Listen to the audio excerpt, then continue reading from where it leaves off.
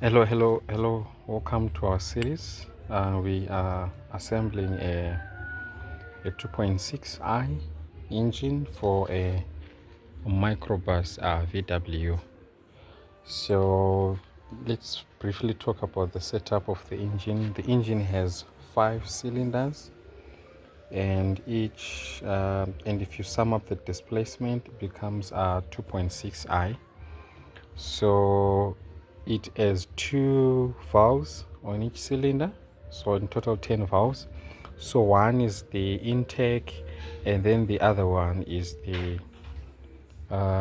exhaust valve. But the way you can tell is, if you look at the holes for the injectors here on the intake manifold, you can see which ones are lined up with the valves, so those become your intake. I just noticed something. So from this end, um, you start with the exhaust intake, and then here it changes. It says intake, exhaust, intake, exhaust. I think maybe they wanted to keep this one smaller, because this one goes, yeah, but I don't know why. But this is a very good engine, very powerful, given the weight that the minivan has. So what we're doing right at the moment is we are replacing the stem seals and making sure that the valves are in good condition. So I'm just going to show you what you expect to see inside the valve. But I think majority of the information relating to what's inside the valve you can do. So I've already replaced these, like 1, 2, 3, 4. I've replaced it. I'll try and record when I actually do a replacement, maybe for let me say these 2 or 1 of these, so that I can show you like what exactly I was doing. So as you can see, so on this engine, the bigger valves represent the intake ones, and then the smaller valves, they actually represent the exhaust ones. So I think maybe they tried to make sure that we get enough air, because this is not a forced induction engine. So the bigger the intake, the better air we can get in there. So the setup that you have, sorry, forgive me guys, because this is a DIY. It's my first time assembling this engine. So the setup that you have is, yeah, so I think I've managed to bring what you should expect to see inside. I don't know what those holes are called. So so the first thing that you have is, you have let me see if I can show you. So if you notice inside, there's this kind of, I didn't want to remove it, there's a washer. It's more like a washer or a plate or something, where these springs actually sit. So the order is, first of all, you put in the washer, this one that's inside, and please make sure that you don't scratch like the inside of these holes, because it's going, you know how friction reduces efficiency.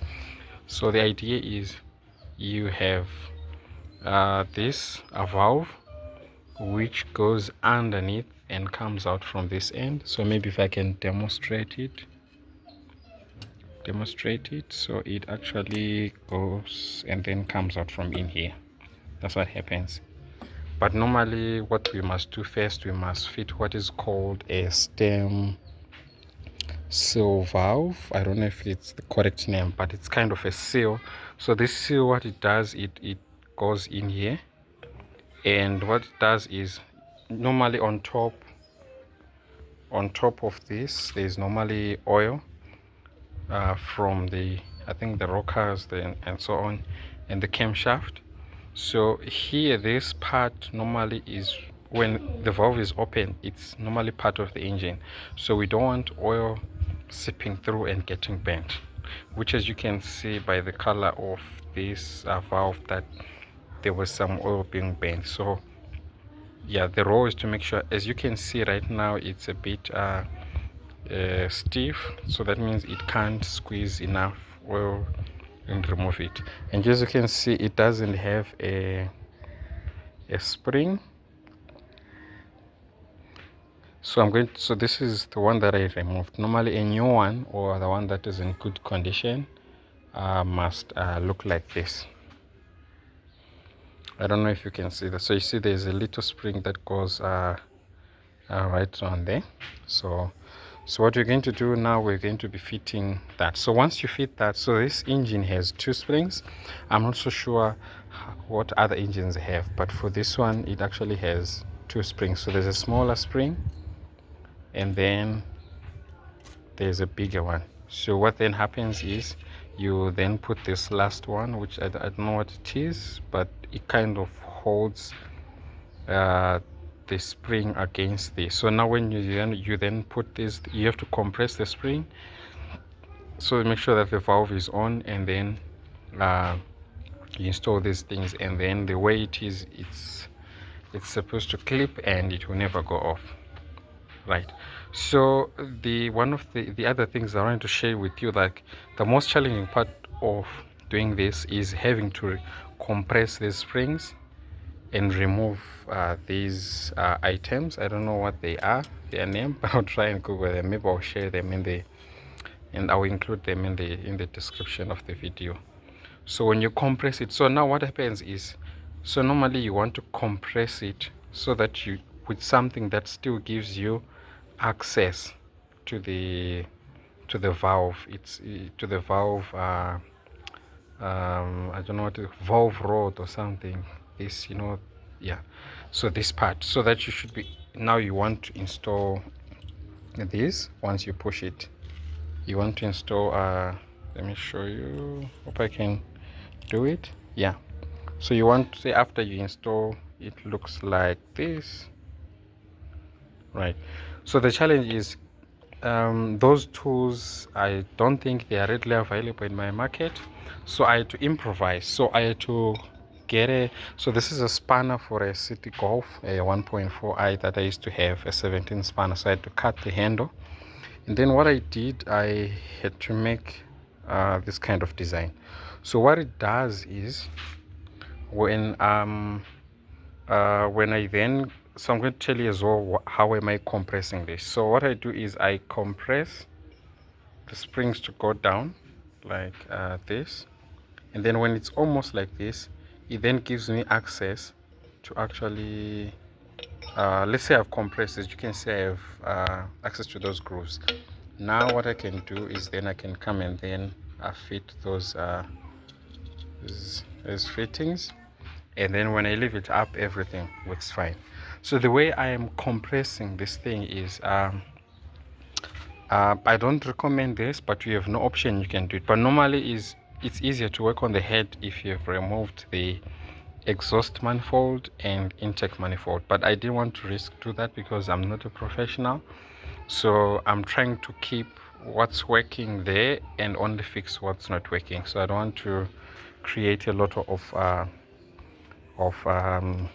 mess that I cannot fix.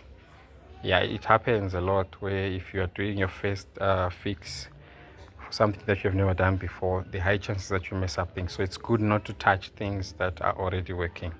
So what I'm using is actually a set of well, I'm a DIY guy, so please forgive me. So what I normally do is, I'm going to do it for demonstration sake. So what normally I do is I put on a rod here like this one, and then this part will be actually underneath, and then this one will be at the top. So now I'll take off the screw and then I put like this. So normally then what I do is I then get another one, I put it across like this. So the setup will be almost like this. So what you want to be careful is to protect the lining of your head cylinder at the bottom. So you can put like a wooden block that you tighten against. So instead of tightening against the metal, you tighten against the metal rod, sorry, the wooden block. Then now you can have this part in here. So as you can see now, if you add this part here, the more you compress it, it will push the string down, and then you have access to those items over there, and then you can fit them. But I think I'll do a demo for you in the next video. So at the moment, let me just finish up these ones that I haven't done. So I've done this one, this one, this one, this one, and then now I'm left with 1, 2, 3, 4. This one was done but was partly done, so I'm actually left with 5. I've done 5 out of 5, 50% progress. Thank you. See you on the next video.